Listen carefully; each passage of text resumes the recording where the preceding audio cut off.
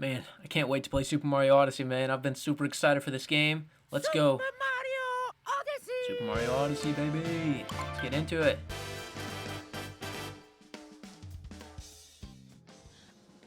I told you to go, right? Now? Really? You let her go! Ah, the boyfriend. I'm gonna blow that nutsack of a chin right off your face.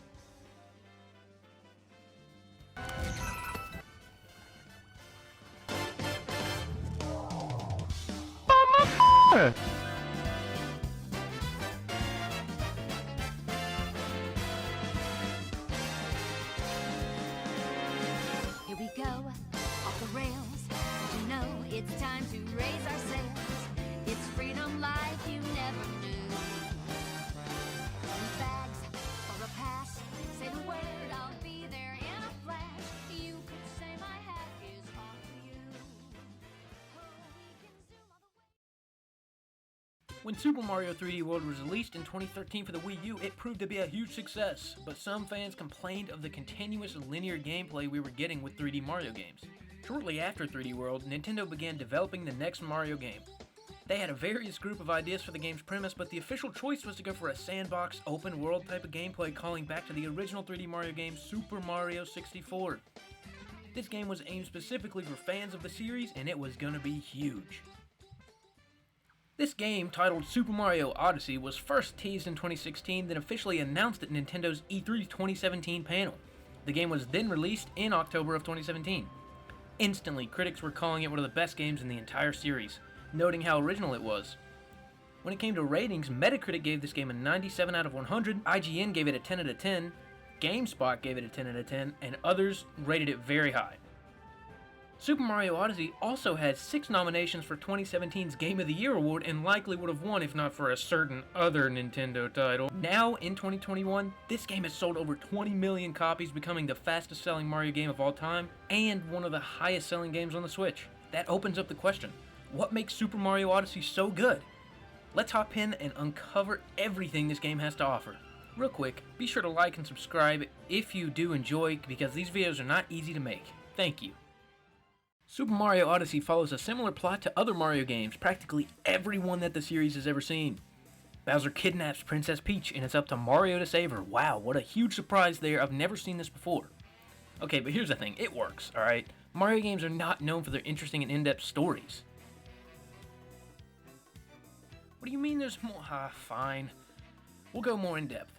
Bowser has kidnapped Princess Peach and plans on forcing her to marry him this time. So Bowser has went from asking nicely in kidnapping to straight up force. Bowser, dude, that's illegal. And I'm pretty sure Mario would have something to say about that. But for real, bro is gonna force a marriage? Bowser is down bad. Anyways, Mario tries to save her but is stopped by Bowser before he can. Mario falls off Bowser's ship into the nearby Cap Kingdom and Bowser destroys Mario's iconic hat. He then takes off with no end in sight and the princess is gone. When the ripped hat drifts down to the Cap Kingdom, a piece is grabbed by a resident there named Cappy, who can morph into anything he goes into. We then see him meet Mario and explain that Bowser has taken his sister Tiara to be Princess Peach's wedding tiara. This man Bowser is going in for real. He's kidnapping multiple people, he's stealing stuff, he's going all in. Cappy joins with Mario in his cap, and this gives Mario the ability to capture and morph into other creatures, temporarily having their abilities as well. They then travel to a nearby kingdom called the Cascade Kingdom to recover a ship called the Odyssey, which will be their gateway to traversing the kingdoms to find Bowser. So, okay, maybe it was a little more complex than my original statement, but I mean, come on, it's easy to follow and it works for the game. From this point on, the game has you traveling through many kingdoms to try to reach Bowser. While in these kingdoms, Mario must find power moons to power the ship, the Odyssey, similar to in Galaxy 1 and 2. He must also battle the Brutals, who are stealing wedding items for each kingdom, such as a wedding dress for Bowser. They're basically his wedding planners. Once again, Bowser, my guy, these are universal felonies. Everyone's just kind of walking around like, oh, how sad, Bowser's destroying the world, okay. But I'm pretty sure Mario got arrested one time and put on public service for being framed for vandalization. It just doesn't add up. But it's me, Mario! Yeah, tell it to the judge. There are 14 kingdoms that Mario needs to traverse, as well as 3 hidden kingdoms that become available after the game's completion. The first kingdom is the Cap Kingdom, where we saw Cappy for the first time. The second kingdom is the Cascade Kingdom, where we first encounter the Odyssey, and the rest of the kingdoms are as following: Sand, Wooded, Lake, Cloud, Lost, Metro, Snow, Seaside, Luncheon, Ruined, Bowser's, and finally the Moon Kingdom. There are plenty of kingdoms to explore, and each takes place in a unique area.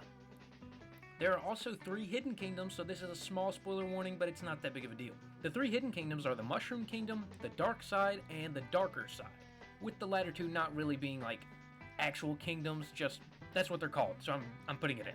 Each of these kingdoms are filled with beautiful backgrounds, designs, and music. Each has unique citizens as well, who you interact with in different ways. There are 2 shops in every kingdom, one being the Gold Coin Shop and the other being the Purple Coin Shop. These kingdoms all have a few commonalities in the main collectibles. As always, this game has coins, which you collect plenty of, trust me. However, for once, coins actually mean something in a Mario game. Coins can be used to purchase items such as new outfits for Mario in the shop. They also serve as Mario's life. Instead of losing a 1-up, you simply lose 10 coins when you die. Of course, the Power Moons you are looking for as fuel are the main collectible. They are practically everywhere in these kingdoms, and most of them are pretty easy to find. These are the game's equivalent to stars in previous games. There are many ways to collect moons. Some are just hanging out and around, some require certain boss fights, and some are hidden in the ground. As I said, they are everywhere in this game.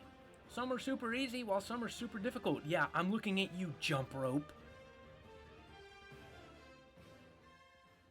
There is also a secondary collectible called the Purple Coin. These purple coins have different designs based on which kingdom you find them in. For example, the Cap Kingdom has hat-shaped purple coins.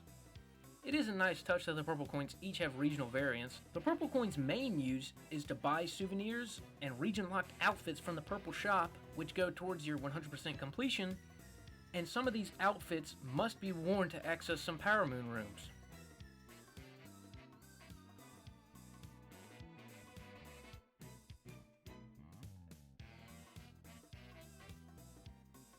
Also, you'll find Luigi hanging out in these kingdoms. He offers to play a hide-and-seek-esque game called Luigi's Balloon World. Basically, you hide a balloon, and then other players have 30 seconds to find it. There's like a leaderboard system and everything. It's pretty cool. Although, I wish we could have just played as Luigi. Whoa, that's not what I meant. 2 Luigis! So that's a brief rundown of what you can find in each of these kingdoms. Now let's move on to the most unique part of this game, the gameplay. For the past few games, such as Super Mario 3D World and the Super Mario Galaxy games, Nintendo had opted for a more linear experience in 3D Mario. Odyssey completely shifts this in a different way, and now we see an open world sandbox game. It's no Breath of the Wild when it comes to scale, but most kingdoms have a ton of area to explore and find plenty of Power Moons. This game not only introduced Cappy and the capture system, we'll come back to that, but introduced a ton of new moves for Mario himself. This game is jam-packed with freedom of movement. In previous games, Mario could really only use the triple jump, log jump, and a couple other forms of movement to get around a platform. This game lets you take advantage of way more moves than Mario has ever seen, such as the dive, the roll, bouncing off Cappy midair with a dive, and so many more. Not to mention how pinpoint accurate everything in this game is. The gameplay is perfect to me and I have zero issue with it. Oh, and the camera! The camera has been completely revamped in Mario Odyssey and now is capable of 360-degree movement. It's amazing. All of these moves that Mario is provided with lead to some crazy speedrunning tactics you can pull off, and trust me, people have.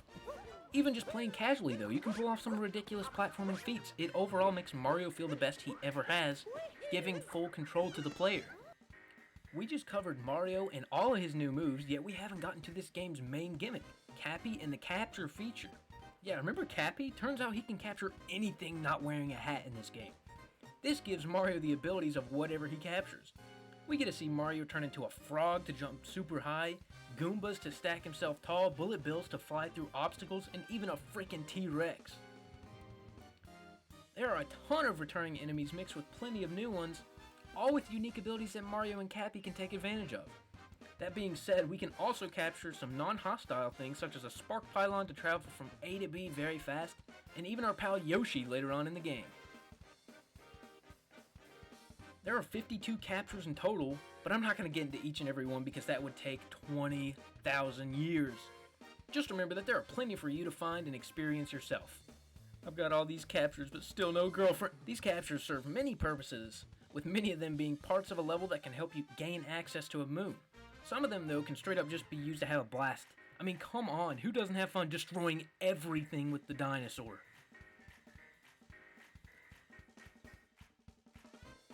Overall, Mario Odyssey's gameplay is absolutely unreal. This game has some of the best movement and unique skills that I've ever seen in a game.